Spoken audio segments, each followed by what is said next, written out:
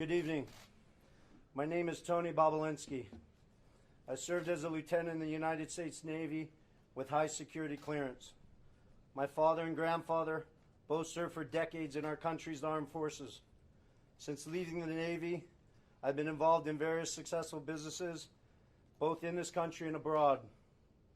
I am making this statement to set the record straight about the involvement of the Biden family, Vice President Biden, his brother Jim Biden, and his son Hunter Biden in dealings with the Chinese. I have heard Joe Biden say that he's never discussed business with Hunter. That is false. I have firsthand knowledge about this because I directly dealt with the Biden family, including Joe Biden. I have also heard that Vice President Biden said on Tuesday that Senator Ron Johnson, the chair of the Senate Homeland Security Committee, should be ashamed for suggesting that Biden family sought to profit from their name. Well, here are the facts I know, and everything I'm saying is corroborated by emails, WhatsApp chats, agreements, documents, and other evidence. And the American people can judge for themselves. I brought, I guess, for record, 3 phones that spanned the years 2015 through 2018. These phones have never been held by anybody else besides myself. I was told this past Sunday by somebody who was also involved in this matter that if I went public this information, it would bury all of us, man. The Bidens included. I have no wish to bury anyone. I've never been political. The few contributions I have made have been to Democrats. But what I am is a patriot and a veteran. To protect my family name and my business reputation, I need to ensure that the true facts are out there. In late 2015, I was approached by James Gilliar, whom I had known for many years, about joining him in a deal which he said would involve the Chinese state-owned enterprise CEFC China Energy and what he called one of the most prominent families in the United States. I was informed first by Gilliar and then by Hunter Biden and by Rob Walker, who was working with the Bidens, that the Bidens wanted to form a new entity with CFC, which was to invest in infrastructure, real estate, and technology in the U.S. and around the world. And the entity would initially be capitalized with $10 million and then grow to billions of dollars of investment capital. After months of discussion, I agreed at Gilliar and Hunter Biden's request to become CEO of the entity to be called Sinohawk. Sino representing the Chinese side, Hawk representing Hunter Biden's brother Bo's favorite animal. And between February and May 2017, we exchanged numerous emails, documents, and WhatsApp messages concerning Sinohawk and its potential business. On May 2nd, 2017, the night before Joe Biden was to appear at the Milken Conference, I was introduced to Joe Biden by Jim Biden and Hunter Biden.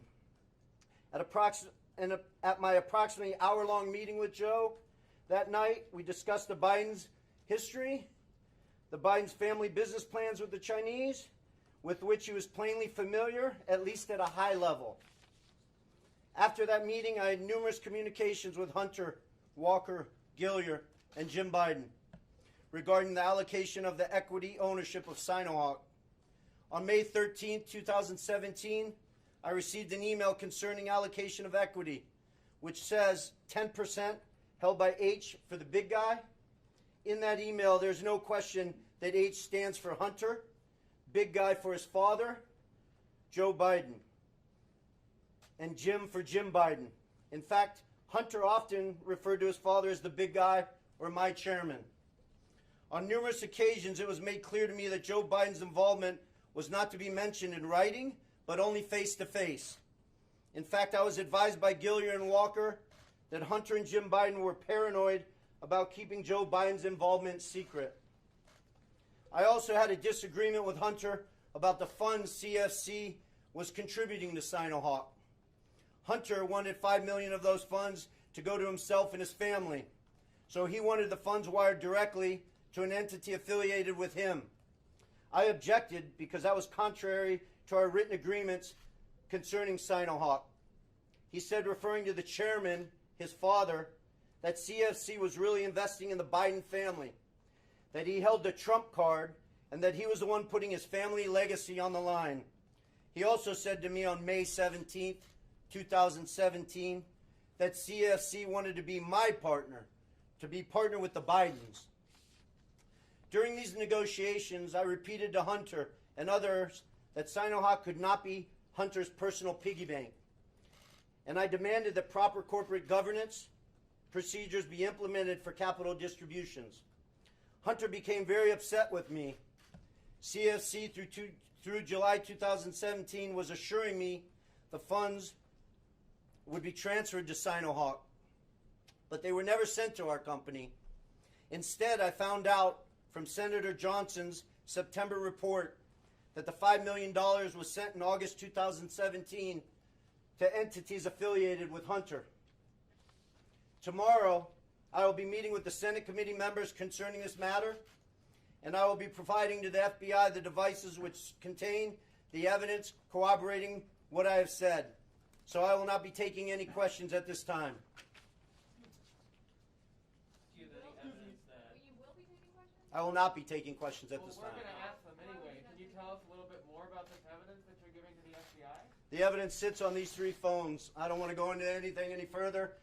This will all be discussed with Senator Johnson and his committee, and the American people can decide what's fact. Who paid for